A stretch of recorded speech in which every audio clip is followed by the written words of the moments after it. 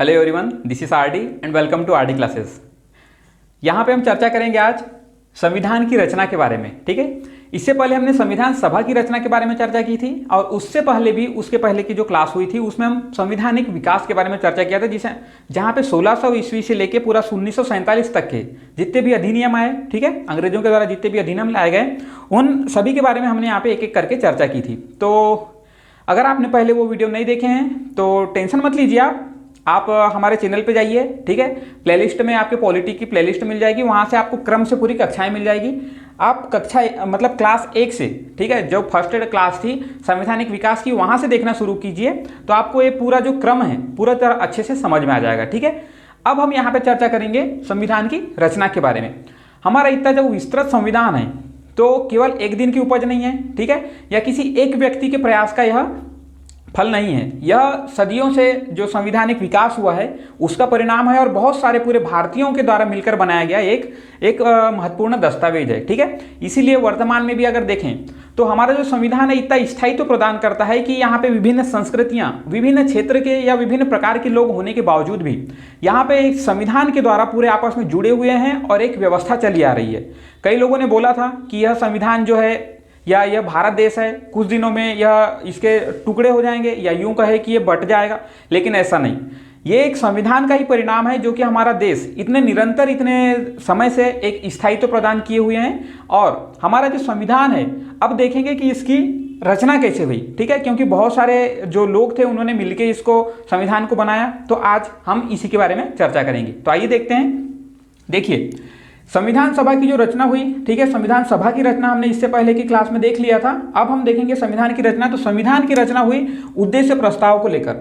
सबसे पहले आया उद्देश्य प्रस्ताव। कोई भी कार्य अगर आप शुरू करते हैं तो कोई उसका एक उद्देश्य होता है, तो उद्देश्य प्रस्ताव लेके आए पंडित जवाहरलाल नेहरू जी ने 13 दिसंबर 1946 को। ठीक है, 13 दिसंबर 1946 को उद्देश्य प्रस्ताव आने के साथ ही हमारे संविधान का जो प्रारूप बनना या उसकी रचना होनी यहाँ से स्टार्ट हो जाती है।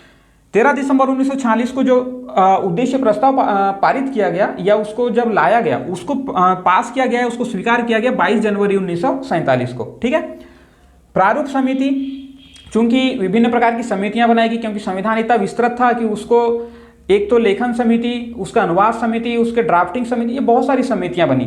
तो यहाँ पर जो प्रारूप समिति है, ठीक है, उसका गठन होता है 29 अगस्त 1947 को। ठीक है, आज़ादी के बाद यहाँ पे हमने अपना कार्य शुरू कर दिया संविधान बनाने का। तो 29 अगस्त 1947 को प्रारूप समिति का गठन होता है, जिसमें के.एम. मुंशी, मोहम्मद शहादुल्ला, बी.एल. मित्तल, अल्लादी कृष्ण स्वामी अय्यर, ठीक है, एन. गोपाल स्वामी अयंगर, डी.पी. खेतान, ये इत्यादि यहाँ पे सदस्य थे। परंतु आगे चल के क्या हुआ, मित्तल जी जो थे, ठीक है, यहाँ पे हमने देखा अभी कहाँ पर, बी.एल. मित्तल जी, ठीक है, बी.एल. मित्तल जी की मृत्यु होने के पश्चात टी.टी. कृष्णामाचारी ने उनका स्थान ले लिया। इसी प्रकार डी.पी. खेतान जी के नहीं रहने पे एन. माधवराव जी ने उनका स्थान ले लिया। ठीक है, तो यहाँ पे ये उसके सदस्य थे। प्रारूप समिति की जो प्रथम बैठक हुई वह हुई 30 अगस्त 1947 को। ठीक है, देखिए बहुत महत्वपूर्ण है जो प्रारूप समिति है, क्योंकि प्रारूप ही एक संविधान को पूरा अगर ड्राफ्ट कैसे बनाना है तो प्रारूप समिति के द्वारा ही, उसके द्वारा विचार लाया गया कि यहाँ पे कौन सा भाग हो, यहाँ पे ऐसे अनुच्छेद हो, इस प्रकार से। तो इनकी पहली बैठक 30 अगस्त 1947 को होती है। इनकी टोटल अगर चर्चा करें तो 114 दिन तक चर्चा होती है और संविधान को 3 बार पूरे सदन में 3 बार उसका वाचन किया जाता है या उसको पढ़ा जाता है कि किस प्रकार से इसमें कुछ त्रुटि तो नहीं है। ठीक है, ये सारी चीजें उसको देख ली जाती है। नेक्स्ट है जो संविधान का प्रारूप प्रस्तुत किया गया था। ठीक है, प्रस्तुत किया गया नवंबर 1948 को, और वो जिसमें से 315 अनुच्छेद थे। ठीक है, जब प्रारूप बनाया गया कि हमारा संविधान इस प्रकार का होगा, जब उसको प्रस्तुत किया गया संविधान सभा में, तो उसमें क्या हुआ था कि 315 अनुच्छेद और 13 अनुसूचियां दी गई थी।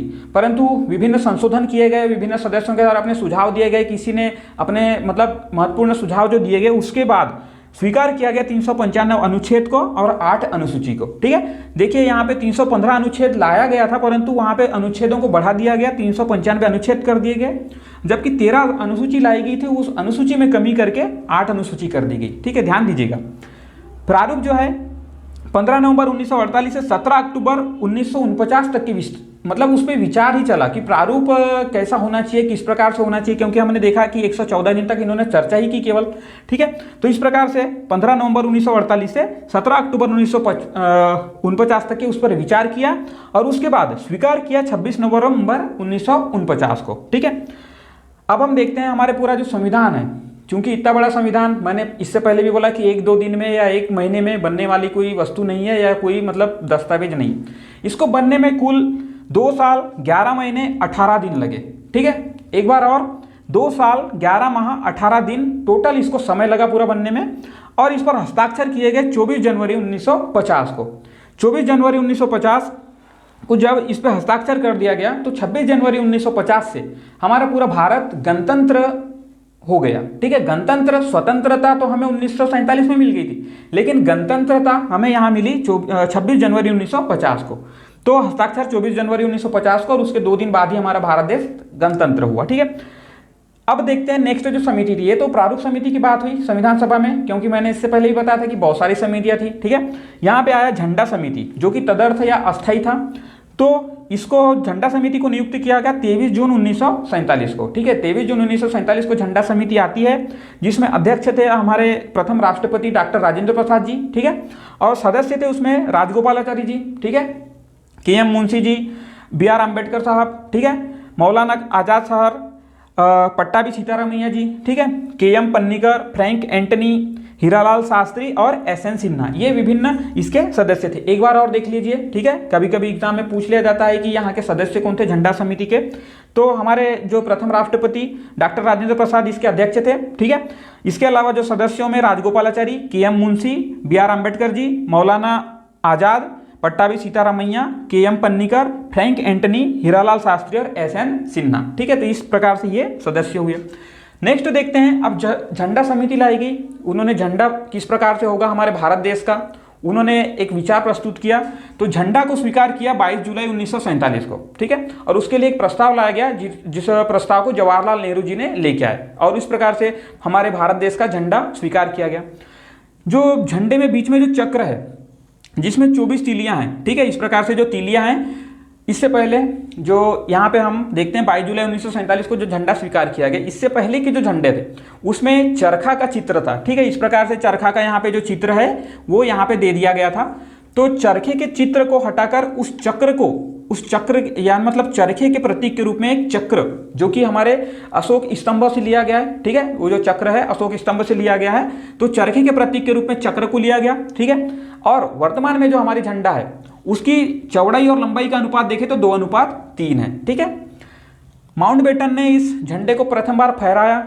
आजाद स्वतंत्र भारत का प्रथम झंडा जो है माउंटबेटन जी ने फहराया, और उस झंडे को दिया किसने था, ये सबसे महत्वपूर्ण है, वो दिया था हंसा मेहता जी ने। ठीक है, ये भारतीय नारी की ओर से भेंट या भारतीय नारी का प्रतीक था। ठीक है, भारतीय नारी के प्रतीक के रूप में मतलब कहना चाहिए, भारतीय नारी की तरफ से हंसा मेहता जी ने झंडा भेंट किया था। 24 जनवरी 1950 को क्या हुआ, अब देखिए संविधान बन रहा है, संविधान के साथ साथ विभिन्न झंडा बना रहे हैं। ठीक है, मतलब हमारे जो देश का तिरंगा झंडा उसको बनाया गया। नेक्स्ट जो है 24 जनवरी 1950 को हमारे राष्ट्रगान को अपनाया गया। वर्तमान में जो राष्ट्रगान है यह 24 जनवरी 1950 को अपनाया गया। राष्ट्रपति चुनाव को भी इसी समय अपनाया गया और कॉमनवेल्थ की सदस्यता ली गई। ठीक है, कॉमनवेल्थ जो कि मतलब अंग्रेजों के अधीन जितने भी देश थे उनका एक मंडल बनाया गया, राष्ट्रमंडल। ठीक है, कॉमनवेल्थ, तो उसकी सदस्यता भी 24 जनवरी 1950 को हमने ले ली। नेक्स्ट है विधिक सलाहकार। अब देखिए इतना बड़ा जब संविधान बन रहा है, ठीक है, तो संविधान बनने में बहुत सारी बातें आती है कि किस प्रकार से नियम बनना चाहिए, किस प्रकार से लोगों को एक व्यवस्था के तौर पे रखें। तो ये सारी चीज़ों के लिए एक सलाहकार का होना बहुत आवश्यक होता है। तो वो सलाहकार थे हमारे B.N. राव जी। ठीक है, विधिक सलाहकार जो हमारे संविधान के थे वो थे B.N. राव जी।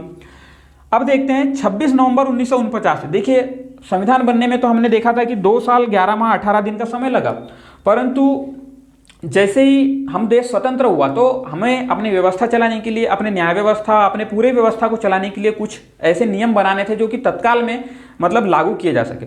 तो हमने 26 नवंबर 1949 से जो हमारी नागरिकता वाली, जो अभी हम आगे पढ़ेंगे, ठीक है, आगे की कक्षाओं में पूरे संविधान में नागरिकता, तदर्थ संसद और ये जितने भी अनुच्छेद हैं इन सबके बारे में एक एक करके डिटेल से अध्ययन करेंगे। तो ये सारी जो चीज़ें हैं यहाँ पे 26 नवंबर 1949 से क्या क्या लागू हुआ ये देख लेते हैं। तो वो नागरिकता, तदर्थ संसद, ठीक है, अनुच्छेद 5, अनुच्छेद 6, अनुच्छेद 7, 8, 9, ठीक है, अनुच्छेद 60, अनुच्छेद 324, अनुच्छेद 366, अनुच्छेद 367, अनुच्छेद 379, ठीक है, ये 79, अनुच्छेद 380, अनुच्छेद 388, अनुच्छेद 392, 92, अनुच्छेद 393, 93, और जो शेष बच गए इसके अलावा जो अनुच्छेद वर्तमान में जो चल रहे हैं इनको लागू किया 26 जनवरी 1950 से। तो ये 1950 जो 26 जनवरी का दिन था ये हमारा गणतंत्र दिवस है, जिस दिन हम पूर्ण रूपेण स्वतंत्र कहना चाहिए, संप्रभु सत्ता हमने प्राप्त कर ली। ठीक है, तो ये रही हमारी चर्चा संविधान की रचना के बारे में। संविधान की रचना में हमने उद्देश्य प्रस्ताव देख लिया, ठीक है, उद्देश्य के बारे में चर्चा की, प्रारूप समिति के, झंडा समिति के बारे में चर्चा की, माउंटबेटन के बारे में चर्चा कर ली, और जिस जो हमारे 26 नवंबर 1949 को जो हमारे अनुच्छेद या अधिनियम लागू हो चुके थे उनके बारे में भी यहाँ पे डिटेल से चर्चा की। आगे की कक्षाओं में संविधान सभा की रचना हो गई। अब संविधान की रचना के बारे में आगे की कक्षाओं में पढ़ेंगे कि हमारे संविधान से कहाँ से क्या क्या लिया गया, ये सारी जो चीज़ें हैं ये आगे की कक्षाओं में हम डिटेल से अध्ययन करेंगे। ठीक है, एक बार मैं फिर से कह दूं कि जो संविधान सभा की रचना के पहले की जो क्लास है वह संवैधानिक विकास की, ठीक है, वो भी आप जरूर देख लीजिएगा, क्योंकि बहुत महत्वपूर्ण है कि एक क्रम से अगर आप देखें तो आपको अच्छे से नॉलेज होगी। और दूसरी बात, अगर आप एग्जाम में जा रहे हैं तो आपको अगर क्रम से पढ़ के जाते हैं तो काफ़ी अच्छे से याद रहेगा। ठीक है, तो इस प्रकार से देख लीजिए एक बार। और ये चर्चा तो हो गई हमारी संविधान की रचना के बारे में। तो अगर आपको ये जानकारी पसंद आई है तो इसे शेयर कीजिए, लाइक कीजिए और चैनल को सब्सक्राइब जरूर कीजिएगा। धन्यवाद।